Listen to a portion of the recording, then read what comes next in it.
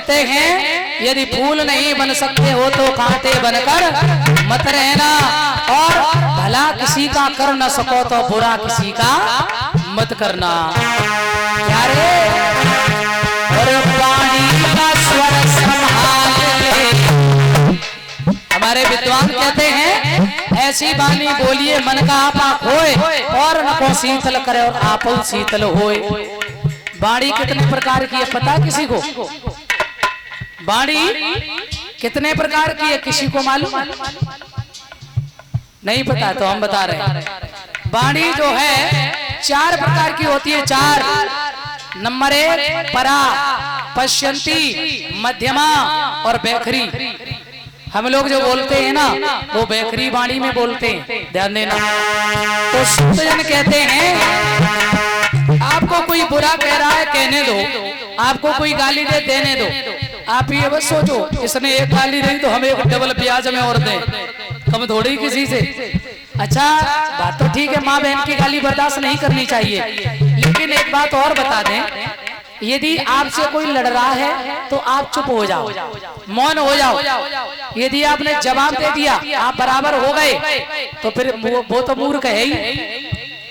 उसने दी है गाली वो मूर्ख है, और तुमने दी डबल तो तुम हाँ अब हम नहीं कहेंगे, समझ ले। इसलिए और बता दें अगर किसी का सुधार करना चाहते हो तो जवाब मत दो, शांत हो जाओ। मैं कह रहे हैं कि अगर आपने गाली का बदला गाली दे दी तो उसका मनोबल और बढ़ जाएगा, उसकी भड़ास निकल जाएगी, और आप यदि मौन हो गए उसे तो भगवान मिला देगा किसी न किसी से, पक्का मिला देगा, और वो बिल्कुल शुद्ध हो जाएगा एक दिन। लेकिन उसे ये जरूर लगेगा अरे मैंने गाली दी और सामने वाला तो कुछ बोले ही नहीं। तो आप यदि जवाब दोगे तो कम बुरा लगेगा, और यदि आपने जवाब नहीं दिया तो उसे इतना खलेगा कि जिंदगी भर वो घाव करेगी बात कि भैया हमने गलत कर दिया इसके साथ, मैंने गलत बोल दिया, उसने कोई जवाब ही नहीं दिया। इसलिए गाली का जवाब गाली नहीं, मौन हो जाओ। ध्यान देना।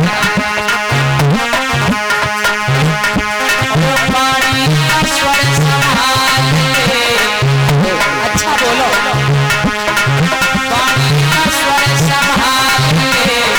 बस हो गया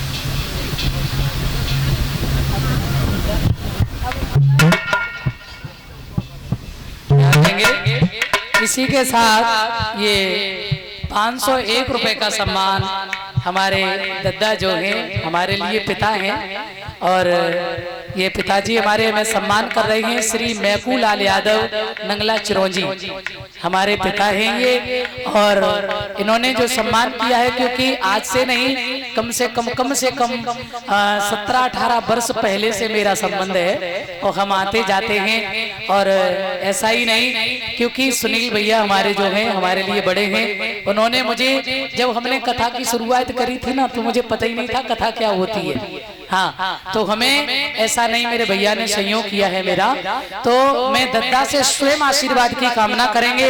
और उन्होंने तो मुझे इतने बड़े गुरु के पास पहुंचा दिया है, मैं सच बता रहे आपको कि सुनील भैया ने मुझे इतने बड़े गुरु के पास पहुंचाया है जो एक बहुत बड़ी अध्यात्म शक्ति है। मैं उनका बहुत एहसान मानते हैं और सदा उनके आभारी रहेंगे, क्योंकि सुनील भैया ने मुझे ऐसे अध्यात्म गुरु की शरण में पहुंचाया। और हमारे मैकूलाल दद्दा जो हैं इनका बड़ा पवित्र आशीर्वाद हमारे साथ में है, और हमारे दद्दा 501 रुपए से सम्मानित कर रहे हैं। तो मैं स्वयं आशीर्वाद की कामना करेंगे, आपकी बेटी हैं, आप आशीर्वाद दें, और मौका लगे तो हम तुम्हारा भजन जरूर सुनाइए, चिंता न करो।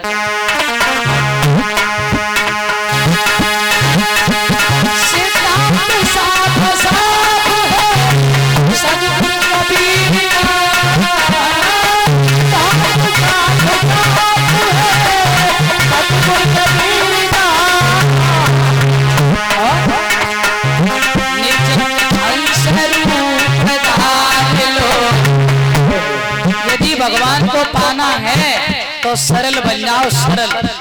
ध्यान देना, यानी नौ में सरल नवदा भक्ति का उपदेश जब किया भगवान राम ने शबरी को, तो कहते नौ में सरल सब छन सनहीना और मम भरोसा ही हरसना दीना। सरलता में भगवान बहुत जल्दी मिलते हैं, इसलिए